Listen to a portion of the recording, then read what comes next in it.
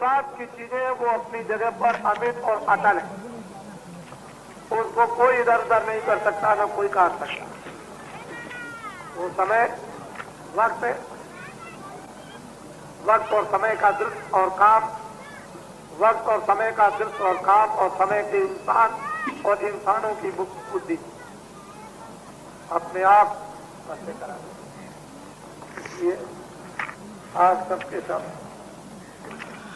बहुत होशियारी से अपने काम में लगे रहो, अपना लक्ष्य मत छोड़ो।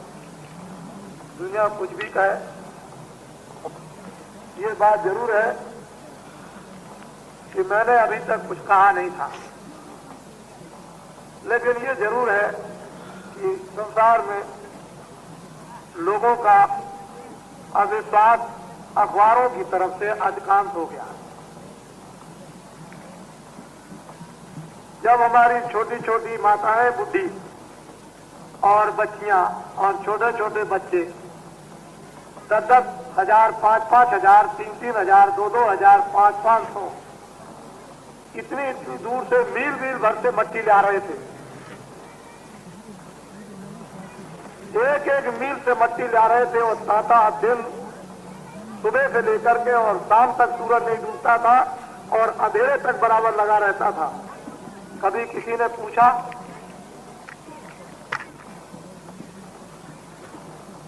इस सेवा के संबंध में जहां पर कि मानव आकर के आराम लेगा, कभी लोगों ने इस बात के लिए कभी पूछा?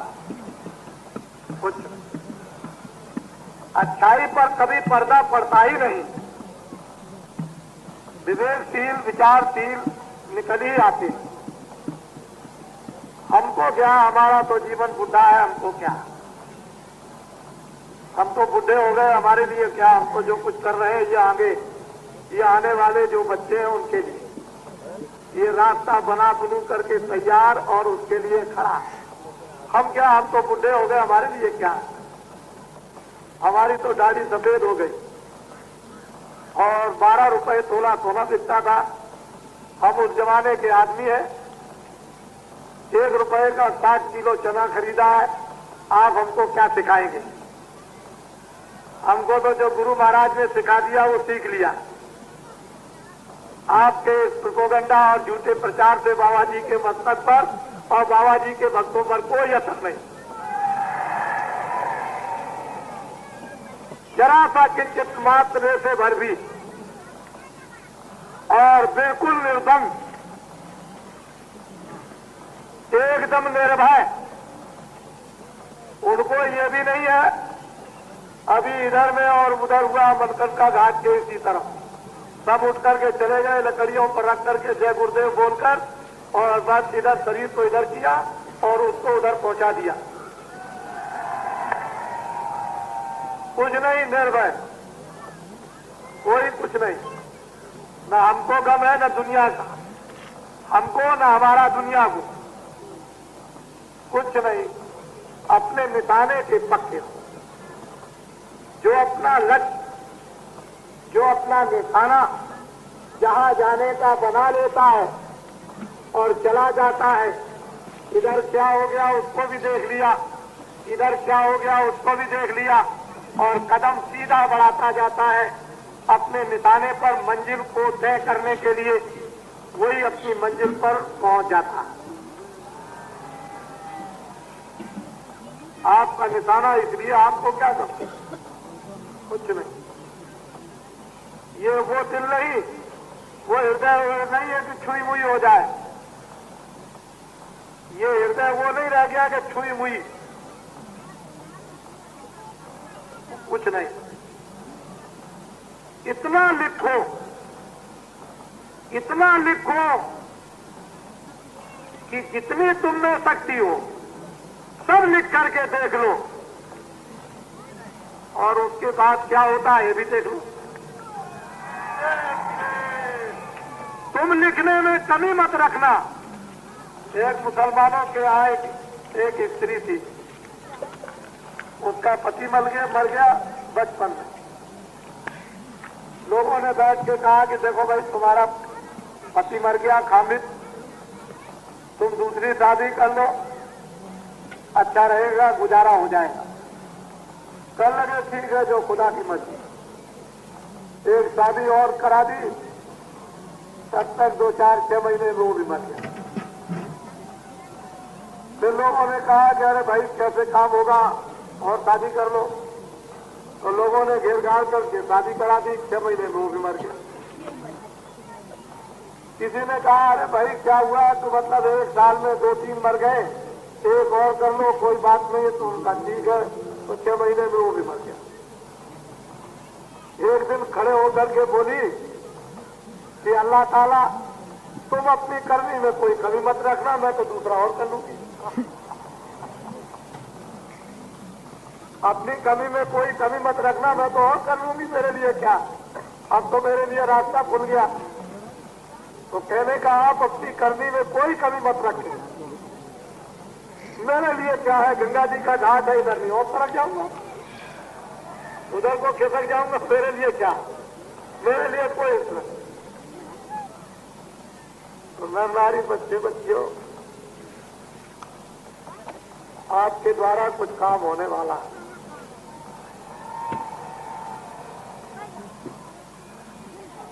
हमारी एक एक बात को ऐसा पत्थर समझो कि जो निकल गई सो निकल गई। आपके द्वारा कुछ होने वाला है, और जो आपके द्वारा होगा वही भगवान को मंजूर है। इसलिए आप कोई बात किसी की मत, किसी की कोई भी बात आप सुनो नहीं, अपने काम में पक्के, अपने धर्म में पक्के, अपनी सेवा में पक्के, अपने भजन में पक्के, अपने प्रेम में लगे रहो। बिल्कुल घर गृहस्थी के अपने काम जितने भी हैं उनको पूरे वर्ग पूरे करते चलो, और भगवान का भजन और जीवात्मा को जगाना, उसके ऊपर आवरण गंदगी का पर्दा हटा देना। सब काम अपने पूरे पक्के कर लो, चलने के अंतिम समय तक। यही बात आपको हमने बराबर निरंतर पढ़ाया है। तो आप सब बहुत भाग्यशाली है, और प्रभु की दया बड़े जोर से बच रही है, बड़ी कृपा हो रही उनकी। कहते हैं पीने दो खूब, जितने भी आ जाए पिला दो, खूब छक के पिलाओ, पिए। कोई आ जाए खूब पियो, जितना पी सकते हो। अगर तुमने उसमें 1 बूंद गिरा दी तो बस 1 बूंद की कितनी जूतियां जम की पड़ेंगी, इसको समझ लेना। खूब छक के पियो।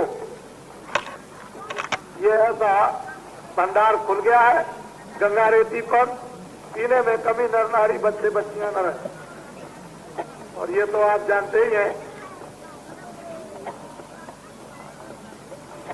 गांववासी क्या होते हैं उन्हें तो भगवान मालूम नहीं। वो तो सीधे साधे होते हैं गांव में, मोटा काम करते हैं, मोटी भाषा होती है, मोटे कपड़े पहनते हैं, मोटा खाना खाते हैं, मोटा बोलते हैं। वो तो मतलब ये कि छल छिद्र उनमें तो कुछ होता नहीं है। तो ये तो आपको मालूम होना चाहिए कि महात्मा जिसमें छल छिद्र कपट नहीं होगा उसी से प्रेम करते। लोग कहते हैं बाबा जी धोबी हैं, राम भी तो धोबी थे, कृष्ण भी धोबी थे। बड़े बड़े पापी और दुराचारी और अत्याचारी और हत्यारों को गीद अजामिल, आपकी किताबों में लिखा हुआ है, गीद अजामिल हत्यारों को, उनकी मन को, उनकी बुद्धि को, उनके चित्त को, उनके अंतःकरण को, उनकी आत्मा को धोया। और धोबी नहीं तो क्या है, और कौन है? असली धोबी तो वही है जो हत्यारों को धो डाले। लेकिन हाँ, राम कोई जात के धोबी तो नहीं थे। तो मैं भी कोई जात का धोबी नहीं हूं, मैं भी तुम्हारे मन बुद्धि चित्त अंतःकरण जीवात्मा को धोता हूं। लेकिन प्रचार क्या करते हैं? धोबी है। अरे तो धोबी तो है, धोबिया धोबी लीजिए, धोबिया मर जाएगा, चादर लीजिए धो। दिनों दिन मैली भई, ये जीवात्मा दिनों दिन मैली हो गई। अरे धुबिया चला जाएगा, ये बुरत रूप की चुनर चादर तू जल्दी से जल्दी धो ले और ले ले वो साबुन कि जल्दी से तू अच्छे रगड़ा मार रगड़ा।